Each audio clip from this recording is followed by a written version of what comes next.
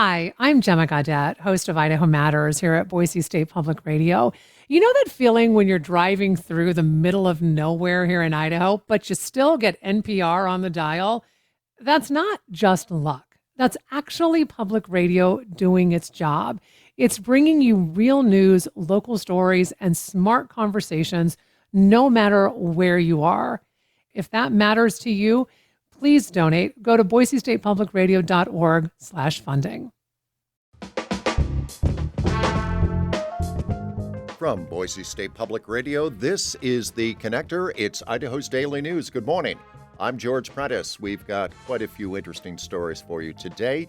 You may remember the story of a teacher in Meridian who had a sign up in her classroom that said all were welcome here, but then the West Ada School District said that sign violated their district policy. Well, we have an update on what that teacher has decided to do.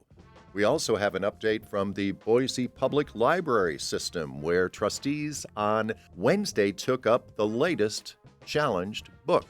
We also have a preview of an election in Meridian, the Meridian Library District specifically. And there's plenty of change in the weather outlook, all coming your way. It is Thursday, the 15th of May, and here come today's stories.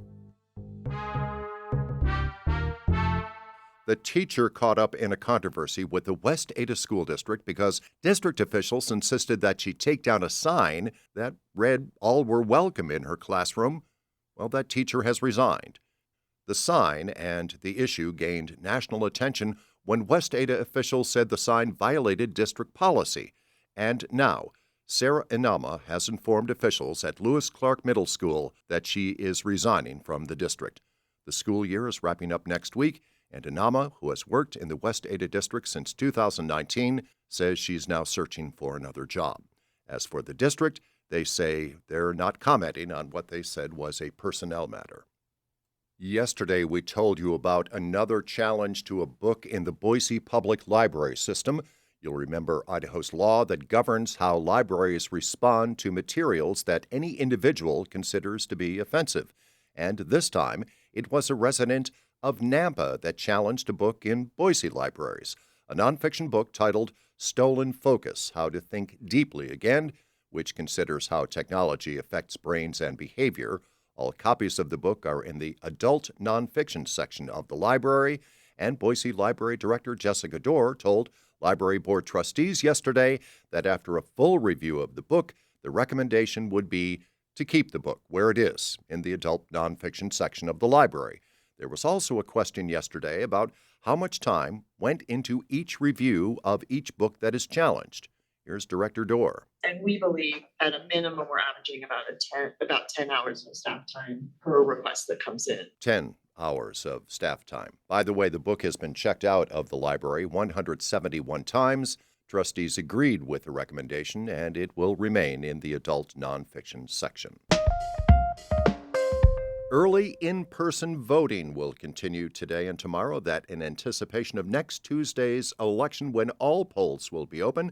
Some voters in Meridian will only have one race on their ballot, which will determine the next Meridian Library trustee. Jamie Geary has a preview. The four candidates running for one trustee spot are Garrett Castle, Michael Hahn, Phil Reynolds, and incumbent Jeffrey Kohler. They all spoke at a town hall last week. In 2023, Hahn and Reynolds co-founded the Concerned Citizens of Meridian group behind a petition to entirely dissolve the Meridian Library District. At the meeting, they both said they wanted to overhaul the library budget and restrict access to books they call pornographic and obscene. Reynolds says he's concerned. I want to focus on making sure that this library is safe for all children. I want to focus on the budget. Is the taxpayers' dollars being spent wisely? Hahn said young patrons still have access to YA books he says are inappropriate. Now, what have they done about it? I don't know, right? But when I'm elected, I'll find out. All candidates were asked about Idaho House Bill 710, a new law that requires libraries to restrict access to items deemed, quote, harmful to minors. Kohler, whose seat is up for grabs, has been on the board for 6 years. Librarians do not give pornography to children. It doesn't happen. He said the library already complies with HB 710 and consults with a legal team when books are challenged. You have to keep in mind that libraries have been sued over the years on issues of censorship and of relocation that weren't followed correctly. The fourth candidate, Castle, said libraries are a space for free thought. I'll just be honest, team, that freedom has some cost to it. And what that cost is the fact that there may be materials you may not agree with on the shelf. Voters can cast their early ballot through this Friday at designated locations. Absentee ballots will be accepted at polling places on Election Day, next Tuesday, May 20th. Jamie Geary, Boise State Public Radio News.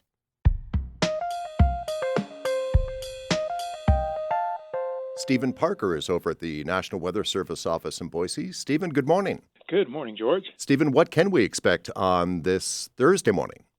Today should be dry. We'll have some increasing clouds late this afternoon into this evening. And temperatures today will be a little bit below normal. We're looking at highs in the mid-60s. And is there change in the extended outlook? My guess is there is. There is. There almost always is, yes. We've got a weak system coming through Friday, so we'll stay cloudy. It looks like most of the precipitation will stay up in the mountains. I don't think we're going to get more than a sprinkle here in the valley. But Saturday will be different. It looks like a pretty good rain event coming in Saturday.